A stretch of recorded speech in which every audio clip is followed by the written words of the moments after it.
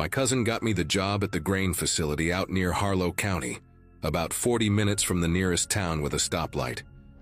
He worked for the agricultural company that owned the place and said they needed someone to cover night shifts for a few weeks, while their regular guy recovered from back surgery. Simple work, he promised.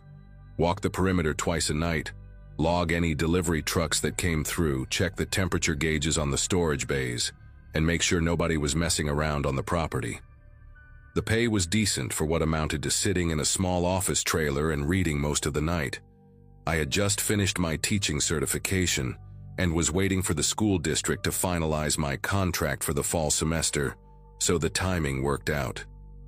My girlfriend thought I was crazy for taking a job in the middle of nowhere, but we needed the money, and 6 weeks of overnight shifts seemed like easy cash. The facility itself sat on about 15 acres of flat land surrounded by cornfields on 3 sides and a county road on the 4th.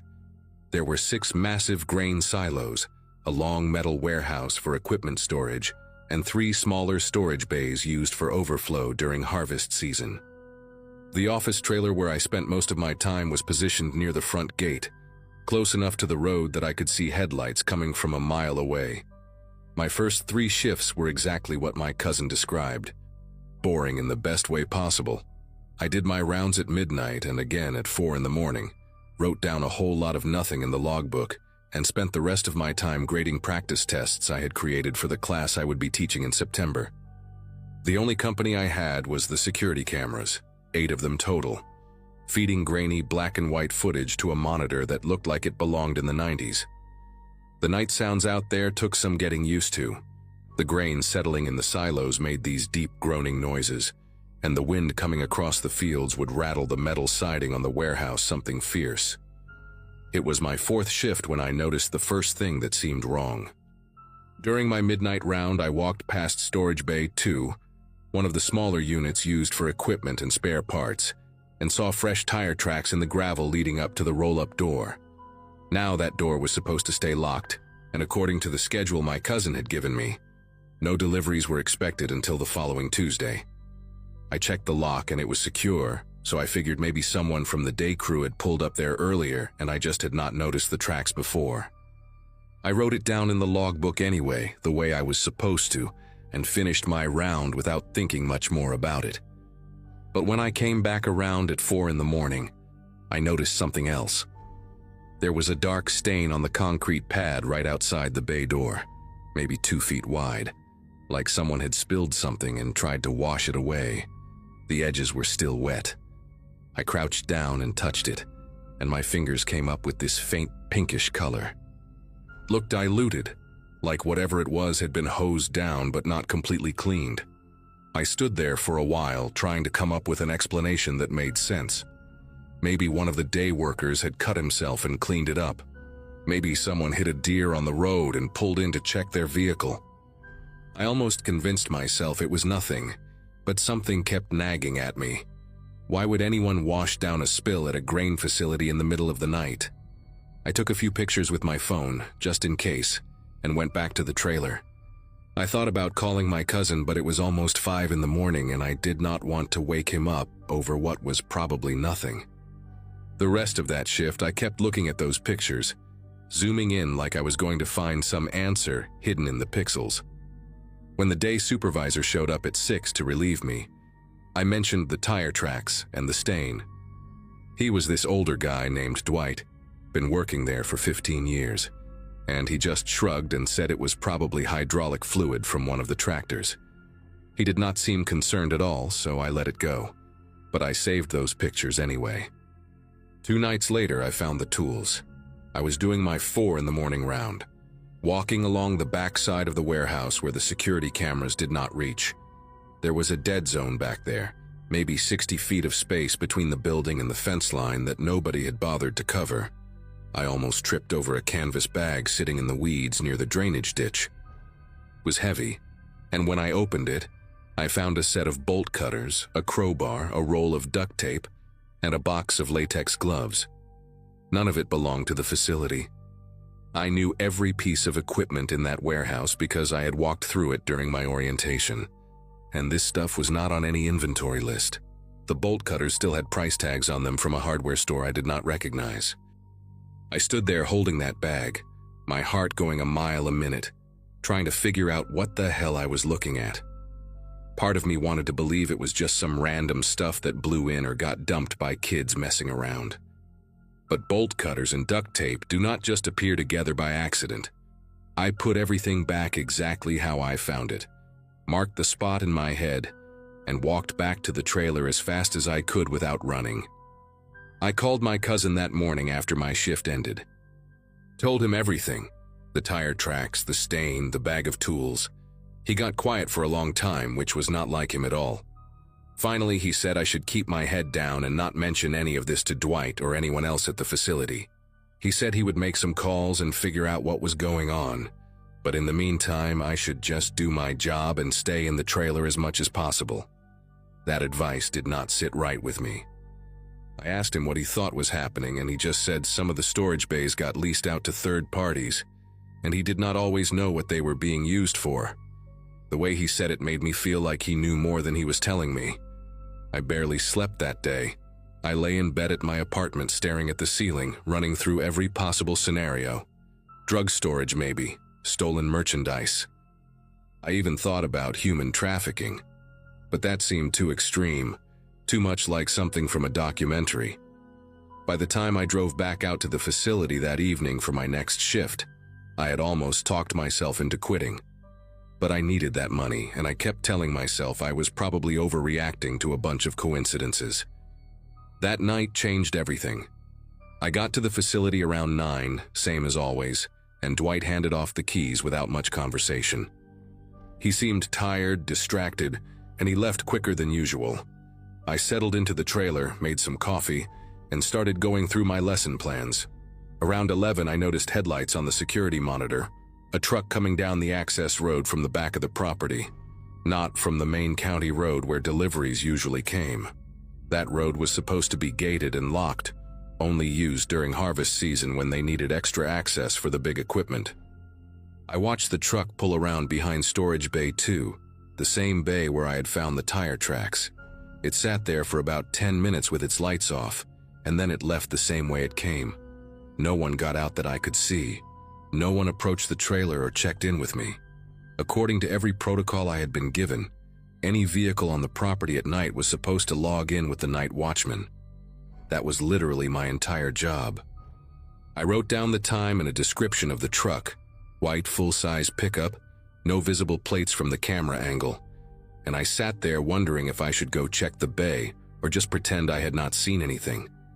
I waited about an hour before I worked up the nerve to walk out there. The night was warm and still, no wind for once, and the silence felt heavier than usual.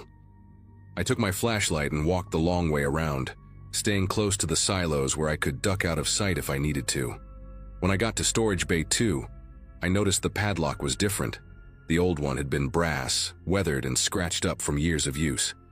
This one was silver, brand new, with a black rubber coating around the shackle. Someone had changed the lock. I put my ear against the roll-up door. I know that sounds stupid, like something from a movie, but I did not know what else to do. And I heard nothing at first.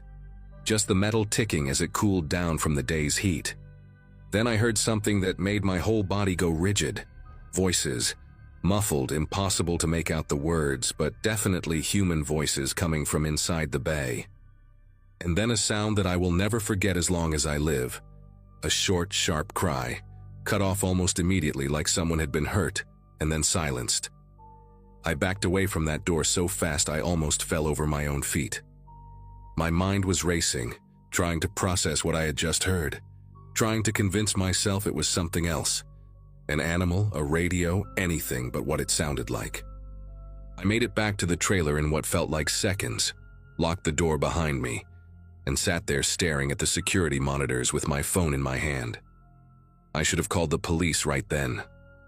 I know that now.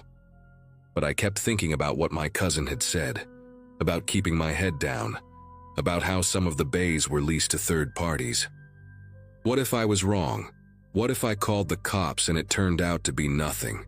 And I lost my job and my cousin lost his job, and I looked like a paranoid idiot. I sat there for 20 minutes, maybe longer, arguing with myself. And then I saw a movement on the monitor. Someone was walking toward the trailer. A man, tall, wearing dark clothes, coming from the direction of Storage Bay 2. He was not rushing, not trying to hide. He walked like someone who belonged there, like someone who had every right to be on that property in the middle of the night. I watched him get closer and closer until he walked right out of the camera's frame, and then I heard footsteps on the gravel outside the trailer door. He knocked 3 times, slow and deliberate. I did not answer. I did not move. I barely breathed. Through the small window next to the door, I could see the outline of his shape, just standing there, waiting. Then he spoke, and his voice was calm, almost friendly. He said he knew I was in there and that we needed to have a conversation about what I had seen over the past few nights. He said it in a way that made it clear he already knew everything. The pictures I took, the bag of tools I found, the fact that I had been asking questions. He said I seemed like a smart guy, and smart guys understood when it was better to look the other way. He said some people made good money just by not seeing things, and that could be me if I wanted it to be. He never raised his voice, never made an explicit threat. He did not have to. The implication was clear enough. I sat there in the dark, my phone still in my hand, and I did not say a single word. After what felt like forever, he knocked once more, just once, and then the footsteps moved away. I watched on the monitor as he walked back toward the storage bay, got into a dark SUV I had not noticed before, and drove off using that back access road. I did not finish that shift. The second his taillights disappeared from the camera, I grabbed my keys and walked straight to my car. I did not clock out, did not leave a note, did not call anyone. I just drove. My hands were gripping the steering wheel so hard my knuckles ached, and I kept checking the rearview mirror the entire 40 minutes back to town. I called my cousin the next morning and told him I was done, that I was not going back to that facility ever again. He did not argue. He did not ask questions, he just said he understood, and that he would take care of it with the company. A week later, I saw on the local news that there had been a fire at an agricultural storage facility in Harlow County. Electrical malfunction, they said. Storage Bay 2 was completely destroyed. No injuries reported, no investigation opened. The facility shut down for repairs and never reopened. My cousin stopped returning my calls after that. We have not spoken in almost 2 years now, and when I see him at family gatherings, he acts like nothing ever happened. Like those 6 weeks just got erased from both our memories. I never found out what was really going on in that storage bay. I never found out who that man was or what happened to whoever made that sound I heard through the door. Some nights I still think about it. Lying awake at 3 in the morning, running through everything I should have done differently. I should have called the police that first night when I found the stain. I should have trusted my gut instead of listening to my cousin. I should have done something instead of just running away, but I did not, and now I have to live with that. The teaching job came through a few weeks after everything happened, and I threw myself into work, tried to move on, tried to convince myself that whatever was happening at that facility was not my problem anymore. But every now and then, I will be driving at night and I will pass some industrial building sitting alone in the dark, lights off, nothing moving, and I will feel this cold twist in my chest. Because I know now that there are places like that everywhere. Places where things happen that nobody talks about, and there are people whose job it is to make sure nobody ever finds out. I was almost one of those people. Sometimes I wonder if the only reason I am still here, still able to tell this story, is because I was smart enough to stay quiet and scared enough to run. And I do not know which part of that bothers me more.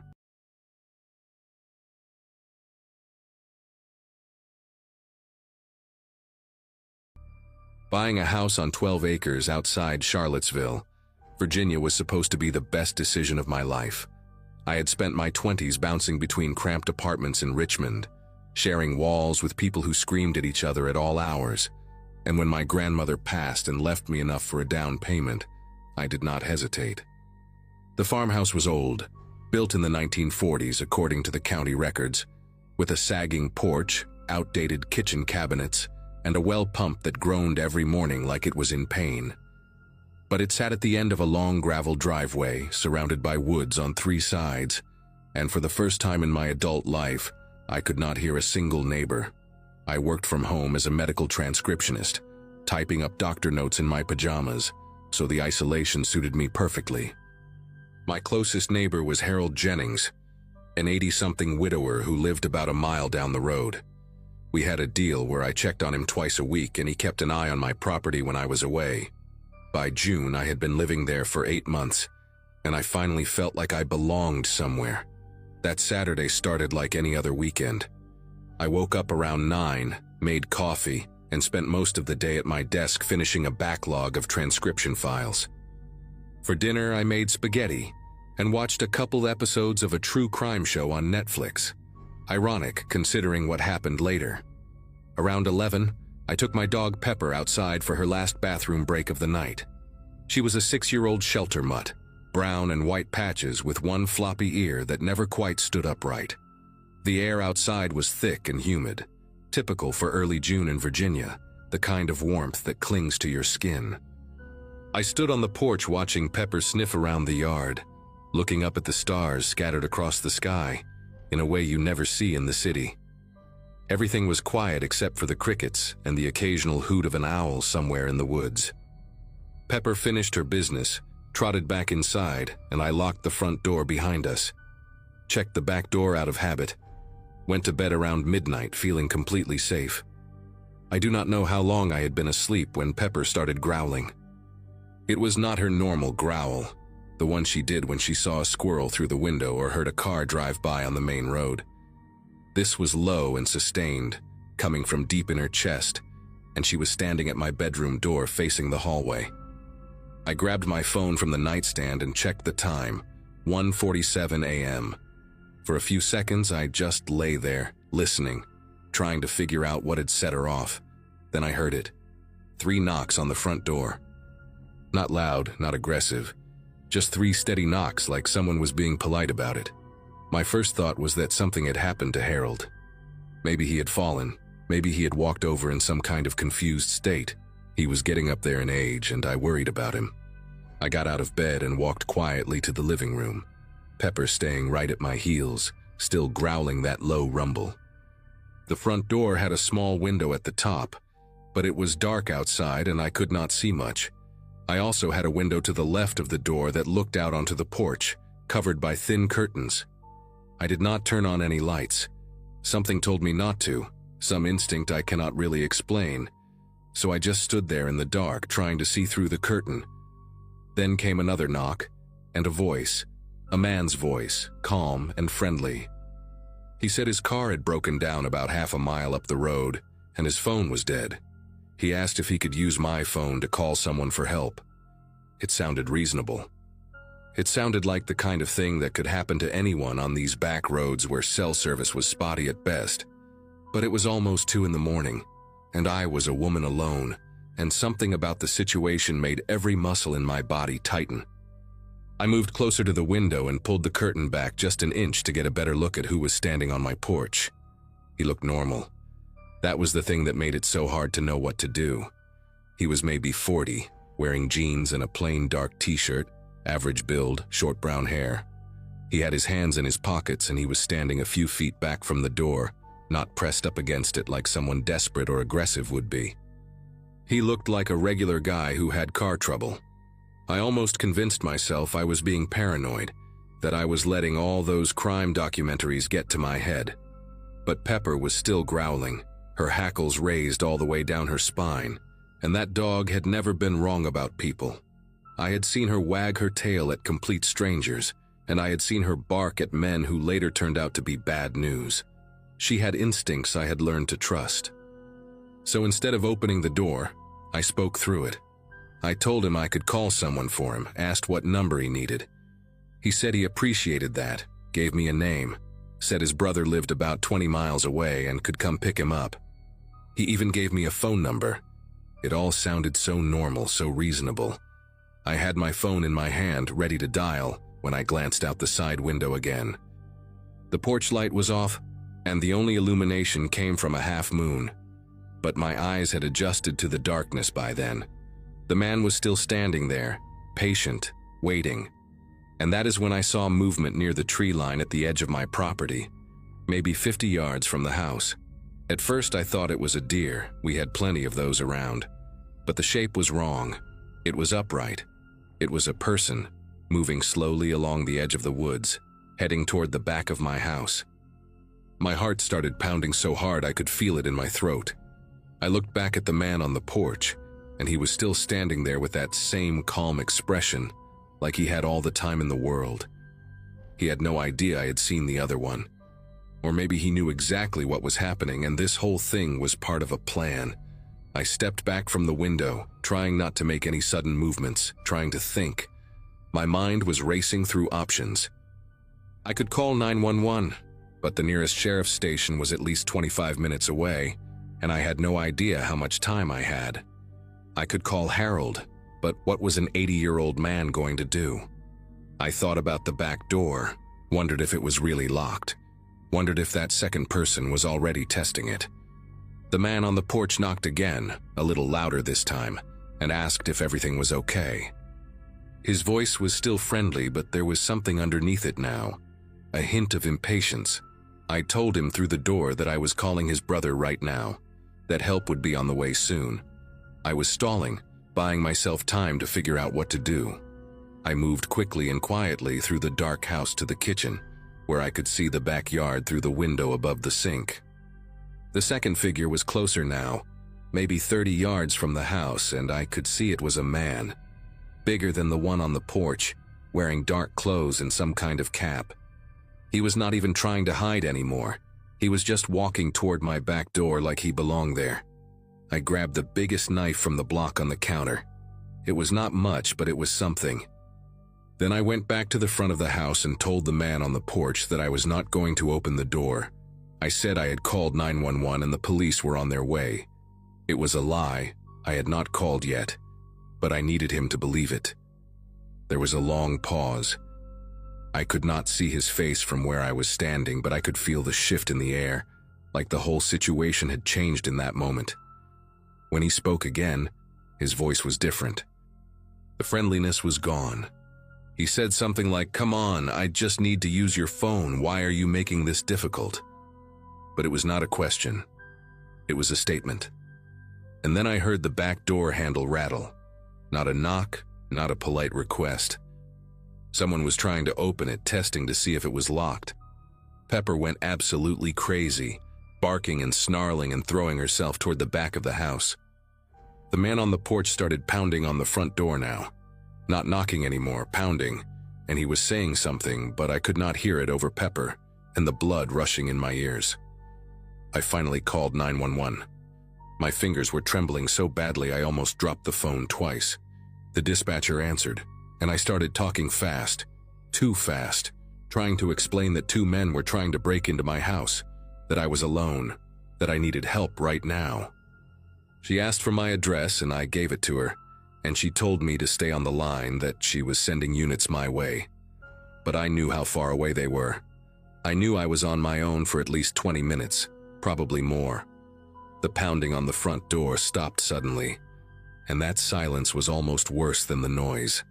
I stood in the hallway between the front and back of the house, knife in one hand, phone in the other. Pepper pressed against my leg, still growling. I could hear footsteps on the porch, then nothing. Then I heard glass break somewhere at the back of the house. Not the door, one of the windows. The one in the small laundry room that I always meant to put a better lock on, but never did. Pepper bolted toward the sound, barking so loud it hurt my ears, and I heard a man curse, and then more glass breaking as he tried to clear the frame. I ran to the laundry room doorway, and saw a dark shape halfway through the window, one leg already inside. I did not think. I just reacted. I screamed at him, something I do not even remember, and I swung that knife at his arm. I felt it connect, felt resistance, and he yelled and pulled back out the window so fast he cut himself more on the broken glass. There was blood on my kitchen knife and blood on the window frame, and I was shaking so hard I thought I might collapse. The dispatcher was still on the line asking what was happening, and I was trying to tell her, but the words were not coming out right. I backed away from the window, expecting him to come through again or expecting the other one to try the front, but for a moment, everything went quiet. Pepper was still barking, but it was different now, more frantic, like she was trying to track movements she could hear, but I could not. I kept switching my attention between the front door and the broken window, waiting for someone to come through, knowing I could not defend both at the same time. Then I heard a car engine start. It was faint at first, somewhere down my gravel driveway, and then it got louder and I heard tires spinning on loose rock. I ran to the front window and saw taillights disappearing down the road, moving fast with no headlights on. They were leaving. I did not understand it at first. I was still braced for someone to come crashing through a door or window. But the sounds outside faded, and then there was nothing but crickets and Pepper whimpering beside me. I stayed on the line with the dispatcher for another 18 minutes until I saw the red and blue lights coming up my driveway. 2 deputies came to the door and I finally unlocked it, still holding that knife, still shaking. One of them was a woman named Hartley, who took the knife gently from my hand and led me to sit down, while her partner cleared the house. They found blood on the laundry room window, on the ground outside, and a trail of it leading into the woods where they must have parked their car somewhere out of sight. The deputies told me I did the right thing, that I was lucky, that most people would have opened that door. The sheriff's department investigated for weeks, but never found them. No matching DNA in the system, no witnesses, no abandoned car with a flat tire anywhere near my road.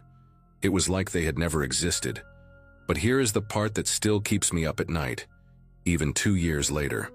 About 3 weeks after it happened, a deputy called to tell me they had connected my case to 2 other incidents in the county from the previous year. Same pattern. A man knocking on a door late at night with a story about car trouble. A second person waiting in the shadows. The other 2 houses, the people had opened their doors. One woman was beaten badly and robbed. The other, an older couple, the husband did not survive. They had been targeting isolated homes, places where help was far away, places where people still trusted strangers enough to open their doors at night. I never found out if they were caught. I moved back to Richmond 6 months later. I still have Pepper, and she still growls sometimes at night for no reason I can see. When she does, I do not go back to sleep. I just sit there in the dark, listening, waiting for a knock that I hope never comes.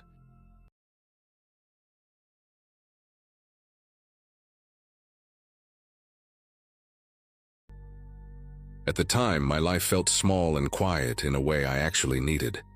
I'd rented a lonely countryside house tucked between fields and looping back roads that only tractors and grain trucks seemed to know by heart.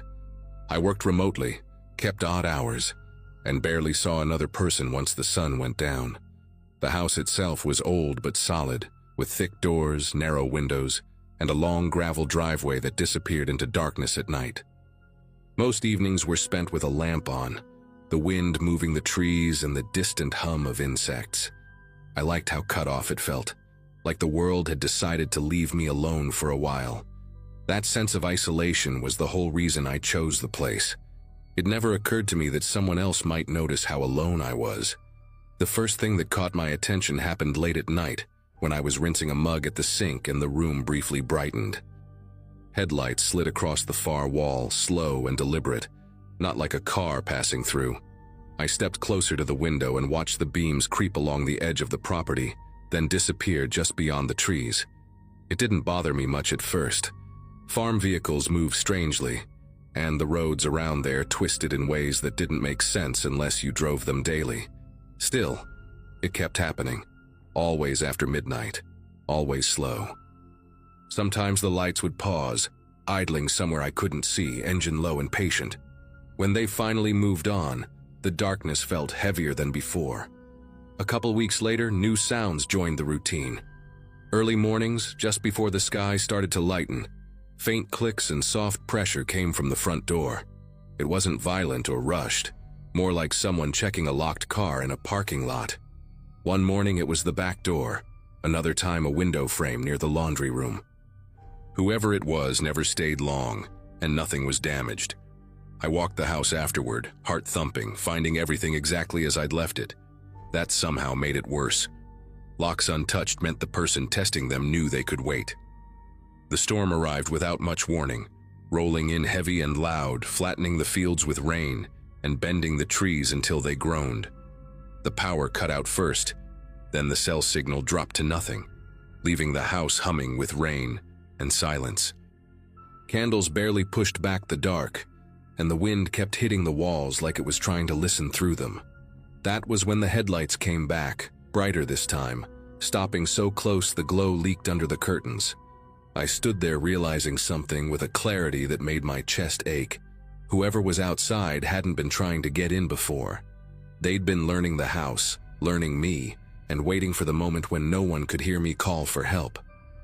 I stayed still, listening, counting the seconds between gusts of wind and the soft idle of an engine somewhere beyond the trees. The rain masked smaller sounds, but not all of them. Gravel shifted, slow footsteps pressing into wet ground, careful enough not to splash. A shadow moved past one of the side windows, tall and narrow, pausing where the glass met the frame. There was no rush in the movement, no panic. Felt practiced, like someone following steps they'd rehearsed in their head many times. I backed away from the window, keeping to the darker part of the room, trying to control my breathing as the house creaked around me. The first real contact came at the back door. Not a knock, not a bang, just the gentle turn of the handle testing the resistance. Metal whispered against metal.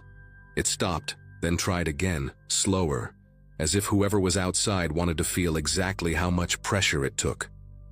I moved through the hallway on bare feet, each board threatening to betray me with noise. The flashlight in my hand shook enough that the beam bounced along the walls. When I reached the kitchen, the handle stopped moving, replaced by a long, thoughtful silence. I imagined someone standing there in the rain, hand resting on the door, deciding what came next. Minutes stretched until time lost its shape. The storm howled, thunder rolling so close it rattled the cabinets. Then the testing began again, this time at a window near the living room. Fingers brushed the glass, slow and deliberate, tracing the edge like they were memorizing it. I crouched behind the couch, phone useless in my hand, and realized how completely cut off I was. No lights from neighbors, no passing cars, nothing but fields and dark. That was when it hit me. This wasn't about breaking in fast. It was about waiting me out, seeing how long fear could do the work instead. Eventually, the sounds stopped. The headlights stayed for a while longer, washing the side of the house in white, then finally pulled away. I didn't sleep. At first light, I packed what I could carry and left the house unlocked behind me, gravel crunching too loud under my tires as I drove away. Later, a local deputy walked the property and found nothing but deep footprints pressed into the mud near every door and window. No sign of forced entry. I never went back. Whatever patience had been waiting for me out there didn't need another chance. As days passed, I couldn't shake the feeling that I hadn't truly escaped. The whole thing, those headlights, the quiet testing, sat with me like a shadow, one I couldn't outrun. It's easy to tell yourself things like, maybe it was just a strange coincidence, or there's a perfectly logical explanation. But deep down, I knew better. I still couldn't explain how someone could have learned that house so thoroughly without ever stepping foot inside, or why they'd only been testing, never forcing. There was no conclusion to the nightmare that made sense. No one came forward. No evidence was found. The sheriff's department gave me the usual keep an eye out talk and moved on. But I couldn't. A few months later, I did some digging, trying to find answers, or at least make peace with the strange events. Turns out, a similar pattern had been reported in a nearby town years before. Another woman, renting another old farmhouse, had noticed headlights passing by her home, followed by strange behavior around her doors. She'd left too, but by the time she did, the sheriff had already dropped her case. She was never even given the chance to speak in person, her complaint buried in bureaucracy. Like mine, her story faded into nothingness. I still think about that night. The silence after the headlights disappeared was one of the loudest things I've ever heard. The kind of silence that speaks volumes. I've learned a few things in the time since. how fragile a sense of safety can be, how quickly it can be snatched away. But there's one thing that still haunts me more than anything. Whoever it was wasn't interested in me getting away. They were waiting for the moment when I couldn't leave. And that, more than anything, is what still keeps me up at night.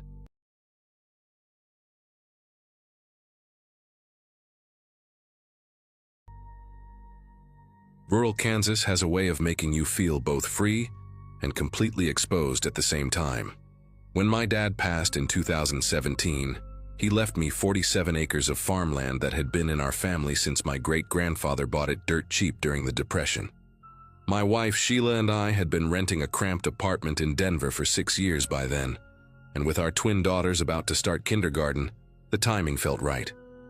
We moved in that September, right around my high school reunion, which made me realize how much time had slipped by since I left that small town as a kid, dreaming of city life.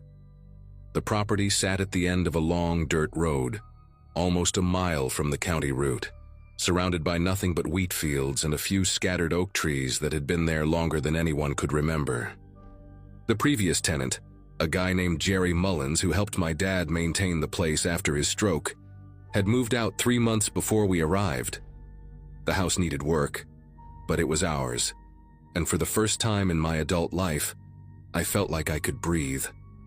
The trouble started in late October, maybe 6 weeks after we settled in. We had been dealing with the usual rural annoyances: hunters cutting across the back acres without permission, teenagers using the empty barn for weekend parties, that kind of thing. Sheila found beer cans and cigarette butts near the old grain silo one morning, and that was the final straw for her. She wanted a gate, something solid with a good lock, to keep people from just driving onto our land whenever they felt like it. I agreed, mostly to ease her mind, and spent a whole Saturday installing a heavy steel gate at the entrance where our dirt road met the county route.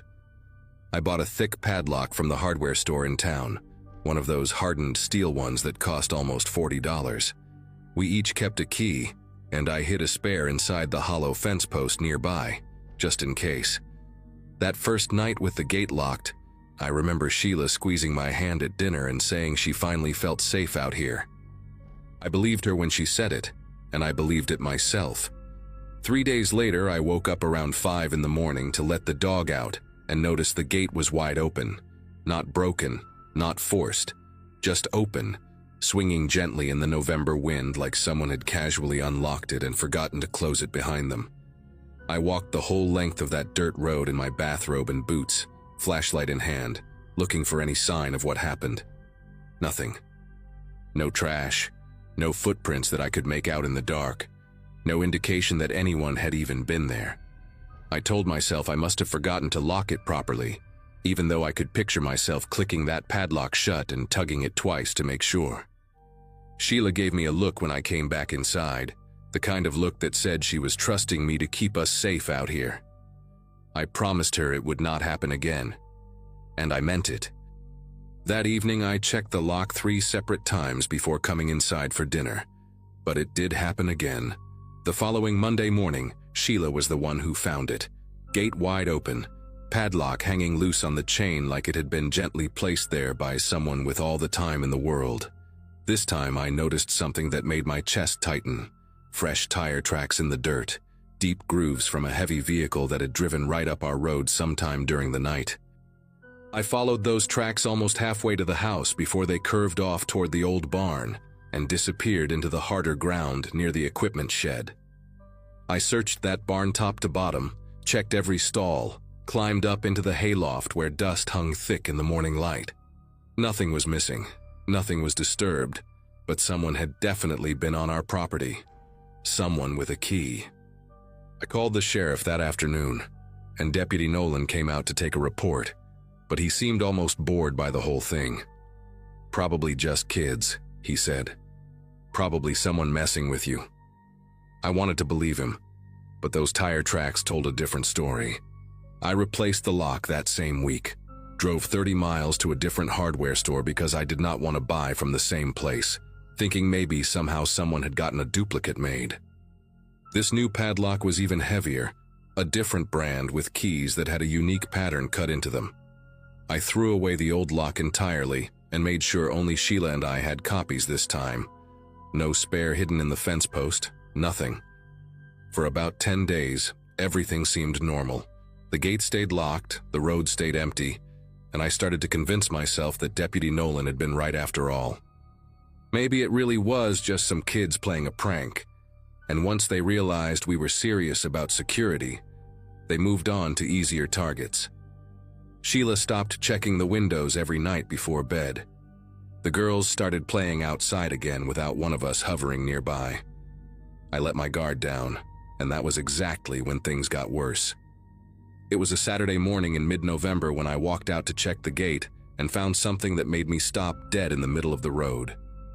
The gate was locked, completely secure, chain wrapped tight, padlock clicked shut just like I had left it. But it was not my padlock. The one hanging there was silver instead of black, a completely different brand, with a keyhole that my keys would never fit.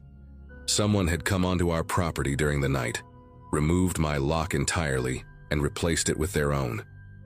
I stood there for a long time, just staring at it, trying to make sense of what I was seeing. This was not a prank. This was not teenagers looking for a place to drink beer. Whoever was doing this wanted me to know they could come and go whenever they pleased, that no lock I bought would keep them out. They were sending a message, and the message was clear. This property belonged to them as much as it belonged to me.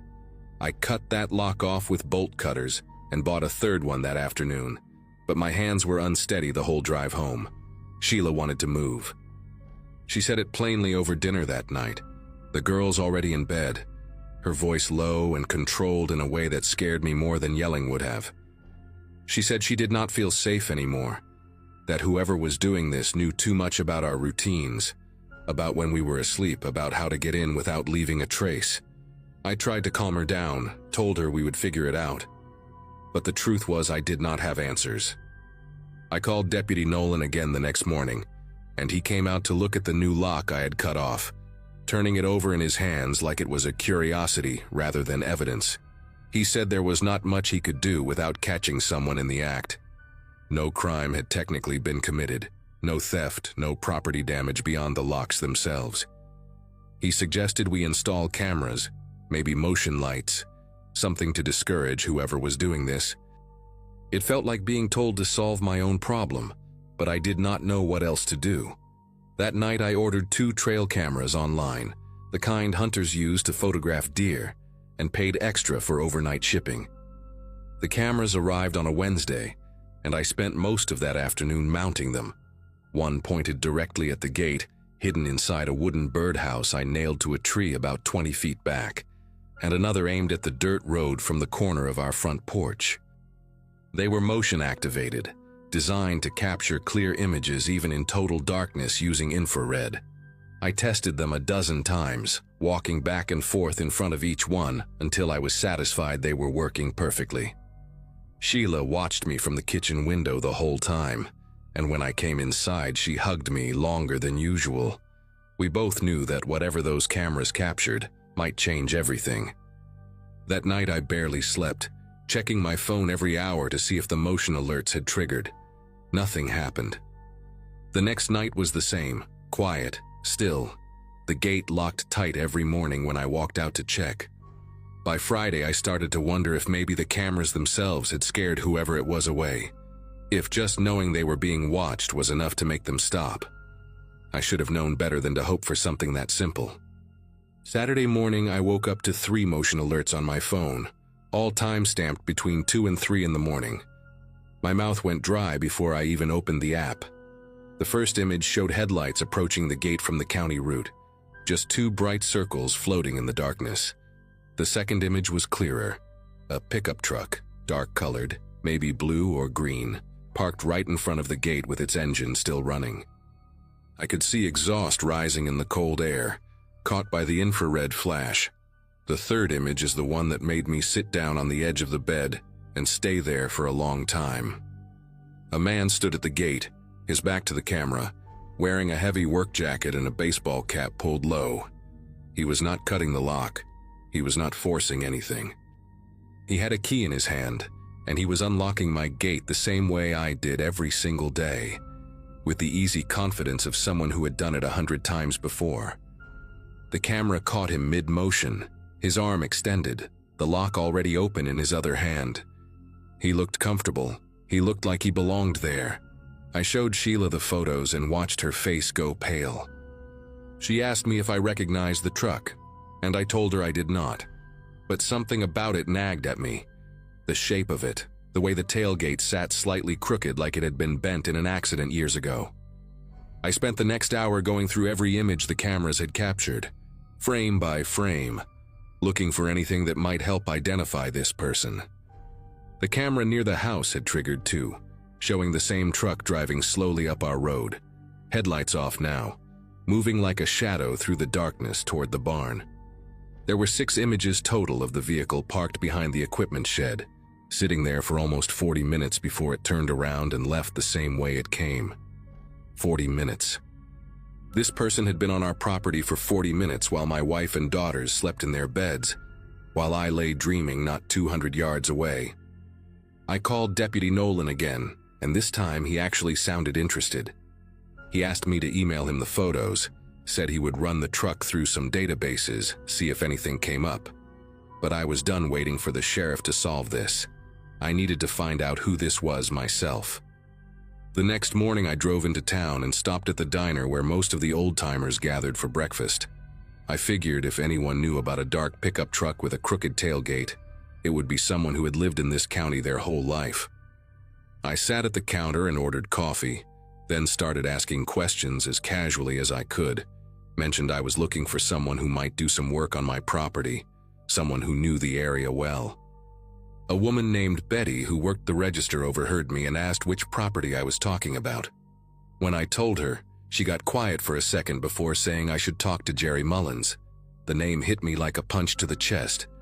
Jerry Mullins, the same man who had worked for my father, who had lived on our property as a caretaker for almost 3 years before we moved in. Betty said Jerry had a dark green Ford pickup, older model, with a dented tailgate from when he backed into a fence post years ago. She said he still lived about 15 miles north, in a trailer near the creek, and that he had been having money troubles ever since my father let him go. I did not correct her. My father never let Jerry go. Jerry had simply stopped showing up after my dad got too sick to manage the property anymore. I thanked Betty, left a $10 bill on the counter, and drove straight to the address she gave me. I found Jerry Mullins sitting on a plastic chair outside his trailer, smoking a cigarette and watching the road like he had been expecting someone. The truck was parked right there beside him. Dark green, crooked tailgate, the same vehicle from my camera footage. He did not seem surprised to see me. He did not even stand up when I got out of my car and walked toward him. I asked him straight out if he had been coming onto my property at night, and he just took a long drag of his cigarette before nodding slowly, like I had asked him about the weather. He said he still had keys. He said my father had given him copies years ago, back when he was trusted to come and go as he pleased, and he had never seen a reason to give them back. When I asked him why, what he was doing out there in the middle of the night, he looked at me with something that might have been shame or might have been defiance. I still cannot tell which. He said he had been storing things in the barn. Equipment, tools, some furniture he could not fit in his trailer. He said he figured no one was using the space anyway, and he did not think it would matter. 3 years of my father being sick, then dead, and Jerry had just kept coming and going like the property was still his responsibility, like nothing had changed at all. I wanted to be angry. Part of me wanted to grab him by his jacket and demand to know what gave him the right. What made him think he could terrorize my family like that, make my wife afraid to sleep in her own home? But looking at him sitting there in that plastic chair, his clothes worn thin, his trailer rusting at the edges, I mostly just felt tired. I told him to give me the keys, all of them, every copy he had ever made. He went inside without a word and came back with a small metal ring holding 4 different keys, each one labeled with faded tape that had my father's handwriting on it. Front gate, barn door, equipment shed, back entrance. He handed them over and I stood there holding them. feeling the weight of all those years my father had trusted this man. I asked Jerry if he understood that he could not come back, that this was over now. He nodded and stubbed out his cigarette on the arm of his chair. He said he was sorry, that he never meant to scare anyone, that he always came late at night specifically so he would not bother us. Like that made it better. Like the intent behind the fear somehow erased the fear itself. I drove home and told Sheila everything. We searched the barn together that afternoon and found exactly what Jerry had described. Boxes of old tools, a broken generator, some water-damaged furniture stacked in the corner of the hayloft. Nothing sinister, nothing dangerous, just the sad remnants of a man who could not let go of a place that was no longer his. I changed every lock on the property that weekend, installed new deadbolts, and added 2 more cameras just to be safe. Deputy Nolan closed the case without filing charges after I told him I did not want to press the issue. Jerry was pathetic more than criminal, and dragging him through the courts would not undo the weeks of fear we had already lived through. Sheila still checks the gate every morning before I wake up. Sometimes I catch her standing at the window late at night, watching the road, waiting for headlights that I pray will never come again. We talk about selling the place sometimes, starting over somewhere else. But this land belonged to my family for almost a century, and I'm not ready to let one troubled man take that from us. The locks are changed, the cameras are watching, and Jerry Mullins has not come back. But I still keep those 4 keys he gave me, tucked in a drawer beside my bed, where I can look at them whenever I need to remind myself that the thing I feared most was not a monster or a ghost. It was just a man with a key and nowhere else to go.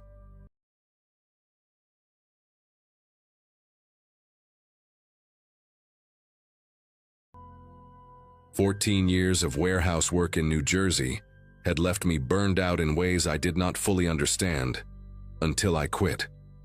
When my buddy Glenn mentioned a seasonal crop management gig in rural Virginia, I jumped at it without thinking twice.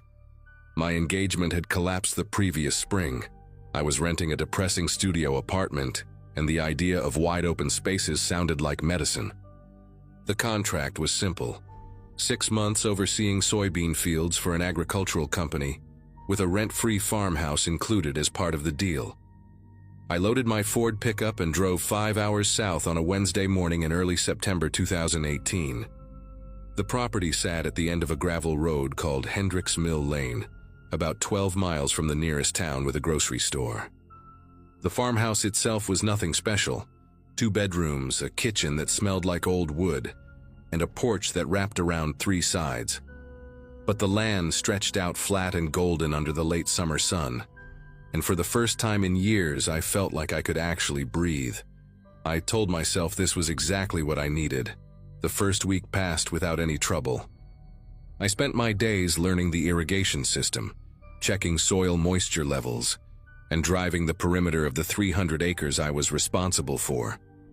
The nearest neighbor, according to my contract paperwork, was a property about half a mile east, but the county records listed it as unoccupied, owned by some agricultural trust based out of Richmond.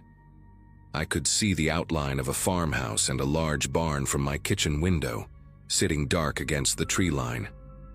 No cars in the driveway, no movement, no signs of life whatsoever. The isolation took some getting used to, especially at night when the silence became so complete I could hear my own heartbeat in bed.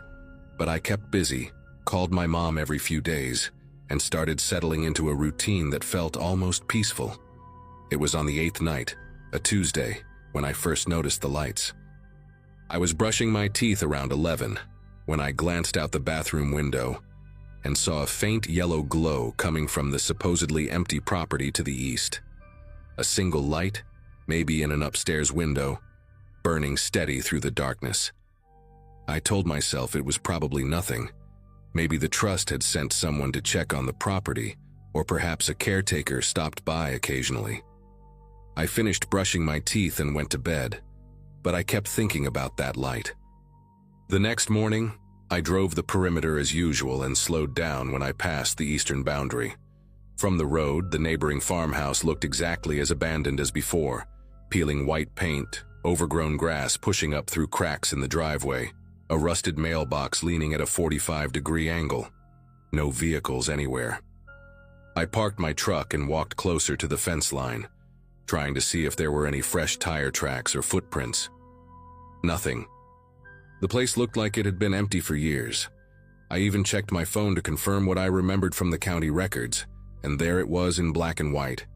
Property owned by Shenandoah Valley Agricultural Trust. Status unoccupied. Last recorded activity dated back to 2014. I drove back to my farmhouse feeling stupid for even worrying about it. Old houses have electrical quirks, timers on lights, all kinds of explanations. But then it happened again that same night. This time I was sitting on the back porch around 10, drinking a beer and listening to the crickets, when I saw not one but 3 lights come on in sequence across the neighboring property. First the upstairs window, then something on the ground floor, then a light inside the barn. They stayed on for maybe 20 minutes, then went dark one by one in reverse order.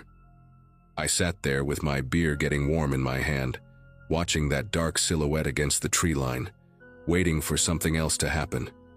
It did not. The property just sat there, black and silent, like it had been abandoned all along. I went inside and locked every door, which felt ridiculous given that I had not locked anything since arriving. That night I slept poorly, waking up twice to sounds I could not identify. A low rumble that might have been a vehicle on a distant road, a rhythmic creaking that was probably just the house settling. In the morning, I found myself checking the windows before I even made coffee, scanning the tree line for any sign of movement. The following Saturday, I drove into town to pick up supplies and decided to ask around about the neighboring property.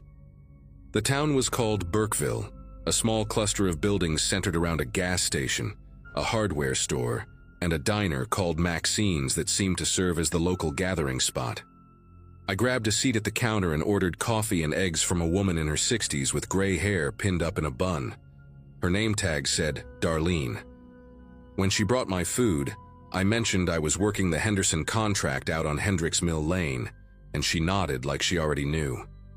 Small towns are like that. I asked her about the property to the east of mine, the one owned by some agricultural trust, and her expression changed in a way I cannot quite describe. Not fear exactly, more like caution. She said she did not know much about it, that properties changed hands a lot around here, and then she moved down the counter to refill someone else's coffee. I tried asking the guy sitting 2 stools over, a heavy-set man in a John Deere cap who had been eating pancakes in silence. He looked at me for a long moment, syrup still dripping from his fork, and said something I will never forget. Best not to get involved in other people's boundaries out here. I pressed him on what that meant, but he just shook his head and went back to his pancakes. The whole diner had gone quiet, and I became aware that several people were watching me with expressions that ranged from pity to something harder, something like warning. I finished my eggs without tasting them and left a bigger tip than usual, hoping that might loosen someone up. It did not. Outside, I ran into an older man loading bags of fertilizer into a pickup truck, and I tried one more time. I told him I was new to the area, just trying to understand the lay of the land, and asked if he knew anything about the property east of my place. He stopped loading and looked at me with pale blue eyes that had probably seen 70 winters or more. He said the land out there had history, that people who owned it tended to keep to themselves, and that I should do the same. When I asked what kind of history, he just climbed into his truck and drove away without another word. I stood there in the parking lot feeling like I had walked into the middle of a conversation that had been going on for decades, speaking a language everyone understood but me. That night, everything changed. I was lying in bed around 1 in the morning, not quite asleep but drifting in that halfway state, when I heard the sound of tires on gravel. Slow, deliberate, crunching along at maybe 5 miles per hour. I got up and moved to the window without turning on any lights, keeping myself pressed against the wall so I could see out without being seen. A vehicle was rolling past my property on Hendricks Mill Lane. A large pickup truck or maybe an SUV, I could not tell for certain because it had no headlights on. just a dark shape moving through the darker night, engine barely above idle. It passed my driveway and continued down the road toward the eastern property, then disappeared around a bend. I stood at that window for maybe 15 minutes waiting until I saw it come back the other way. Same speed, same silence, same absence of lights. This time it slowed even more as it passed my house, and I swear I could feel eyes scanning my windows, even though I could not see anyone inside the vehicle. My heart was pounding so hard I could feel it in my throat. After it passed, I did not go back to bed. I sat in the kitchen with every light off, watching the road through the window above the sink until the sun came up. The morning brought something worse. I walked the perimeter of my farmhouse the way I had started doing every day, checking for anything out of place, and that is when I found the footprints. They were in the soft dirt beneath my bedroom window, 2 distinct boot prints, deep enough to suggest someone had been standing there for a while. The window itself was about 5 feet off the ground, too high to see in without effort, but if someone stood on their toes or brought something to stand on, they would have had a clear view of my bed. I crouched down and studied those prints, trying to memorize every detail. Work boots size 11 or 12 with a distinctive wear pattern on the left heel. There were more prints leading away from the window, tracking through the grass toward the back of the property. I followed them for about 200 yards until they reached an old irrigation ditch that cut through the fields toward the eastern boundary. The ditch was dry and overgrown with weeds, clearly unused for years, but the vegetation had been trampled flat in a narrow path. Someone had been using this ditch as a corridor to access my property without being seen from the road. I called the sheriff's department that afternoon. A deputy named Womack came out around 4. A tall man with a sunburned neck and the kind of tired eyes that suggested he had seen everything twice.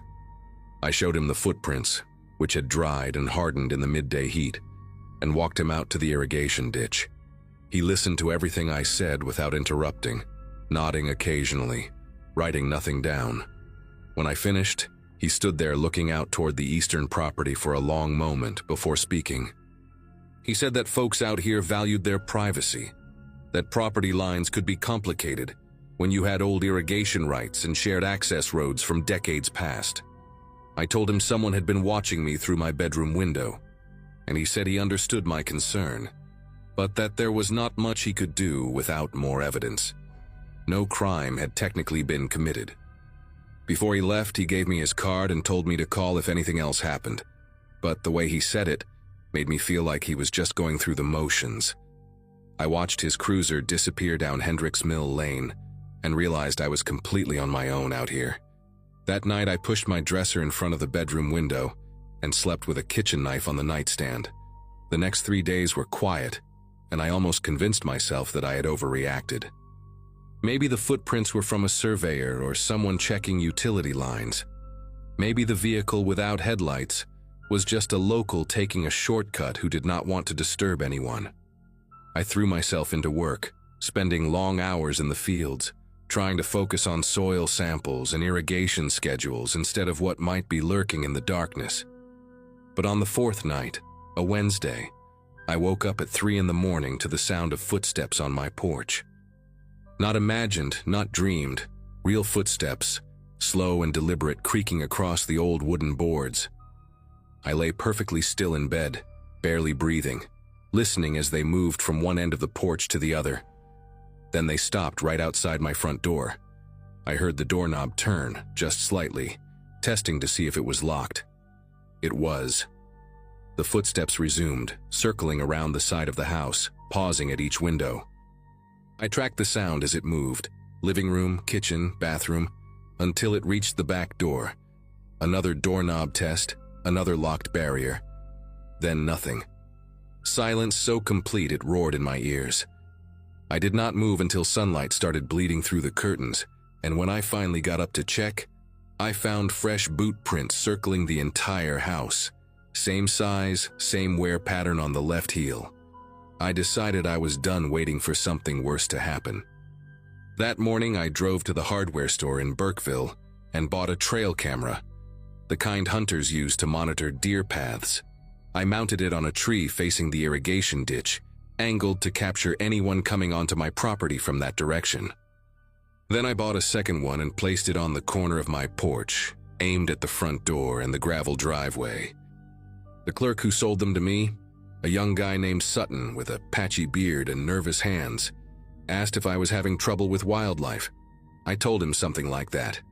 He looked at me for a beat too long before ringing me up, and I got the sense he knew exactly what kind of trouble I was having. That night, I sat in my truck at the edge of the property with the engine off and the windows down, watching the eastern tree line through binoculars I had ordered online 2 days before. Around midnight, I saw them. 2 figures emerging from the barn on the neighboring property, moving across the field in my direction.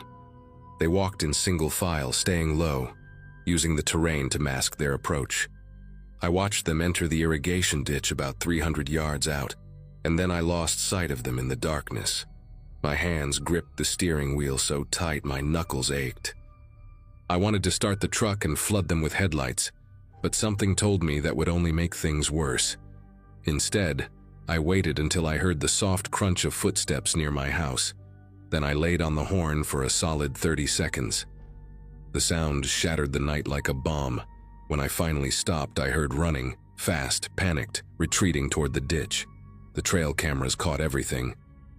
2 men, faces partially obscured by baseball caps pulled low, crossing onto my property around 12:15 in the morning. The footage was grainy, but clear enough to see they were carrying something, a duffel bag, maybe tools. I could not tell for certain. I saved the files to my phone and drove straight to the state police barracks 40 miles north, bypassing the local sheriff entirely. The trooper who reviewed the footage, a woman named Kendrick with close-cropped gray hair and no patience for small talk, made some calls while I waited in the lobby. An hour later, she told me what the locals had refused to say. The property to the east had been flagged in a federal investigation. Something about illegal cultivation hidden in the back acreage, distribution networks running through rural properties with absentee owners. The agricultural trust was a front, and the people operating out of there had been watching me since the day I arrived, trying to figure out if I was law enforcement or just an unlucky contractor who had wandered into the wrong place. Trooper Kendrick arranged for me to break my lease that same day. No penalties, no questions. I packed everything I owned in under 2 hours and drove north without looking back. I found out later that a raid happened about 3 weeks after I left. Multiple arrests, the whole operation dismantled. Sometimes I still think about those nights alone in that farmhouse, the footsteps circling in the darkness, the eyes watching from the tree line. The countryside had seemed so peaceful when I arrived, so empty and quiet, but the silence was never emptiness. It was just everyone around me holding their breath, waiting to see what I would do.